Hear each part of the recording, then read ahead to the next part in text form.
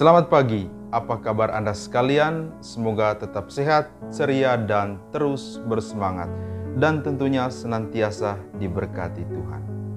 Saudara-saudara yang terkasih, mungkin kita pernah mendengar kisah terkait bagaimana Yesus masuk ke kota Yerusalem.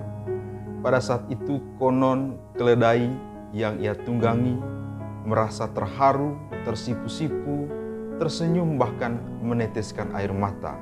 Bukan karena sedih, tetapi karena ia merasa ia dipuja-puji oleh orang banyak yang ada di sekeliling perjalanan menuju kota Yerusalem. Orang bersorak-sorai, orang mengangkat tangan, orang bernyanyi, dikira itu semua ditujukan kepadanya. Tetapi ia lupa semua pujian dan kemuliaan itu ditujukan kepada Dia yang ada di atasnya.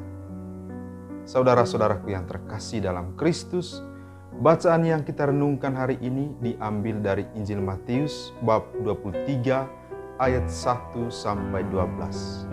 Tuhan Yesus menasihati para muridnya untuk rendah hati. Kerendahan hati atau humility berasal dari bahasa Latin, yakni humus yang berarti tanah atau bumi. Maka kerendahan hati adalah sikap yang membumi atau kesadaran akan kerapuhan diri yang kemudian menentukan atau mewarnai pola perilaku orang, sikap orang baik terhadap Tuhan maupun terhadap sesama. Dan kerendahan hati adalah lawan dari kesombongan yang menjadi dosa pertama dari manusia pertama. Kesombongan adalah sikap menolak kasih karunia Allah seperti kita lihat dalam sikap Adam dan Hawa. Sedangkan kerendahan hati adalah sikap yang diperlukan untuk menerima kasih karunia Allah. Alkitab berkata, Allah menentang orang yang congkak, tetapi mengasihi orang yang rendah hati. Dan kerendahan hati ini begitu penting bagi Allah, sehingga menempati urutan pertama dari 8 sabda bahagia. Berbahagialah orang yang miskin hatinya, karena merekalah yang memiliki kerajaan surga.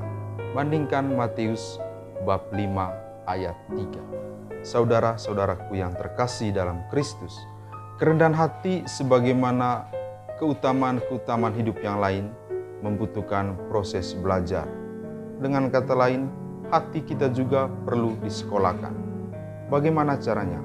Kita bisa belajar dari perjumpaan-perjumpaan kita dengan orang lain, dari orang yang kita jumpai, kita bisa belajar dari dia bagaimana memiliki sikap yang rendah hati, atau juga kita belajar dari pengalaman-pengalaman pribadi kita.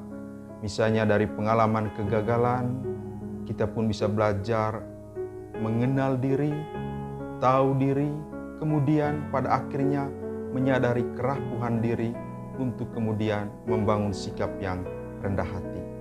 Atau juga kita bisa belajar bagaimana menjadi rendah hati itu dari apa yang kita lihat di sekeliling kita. Juga misalnya ketika kita menonton drama Korea misalnya, tak cuma kita melihat sisi romantismenya atau keharuan yang ditimbulkan dari film-film itu, tetapi juga kita bisa belajar kerendahan hati dari aktor-aktor, dari orang-orang yang ada di dalam drama itu.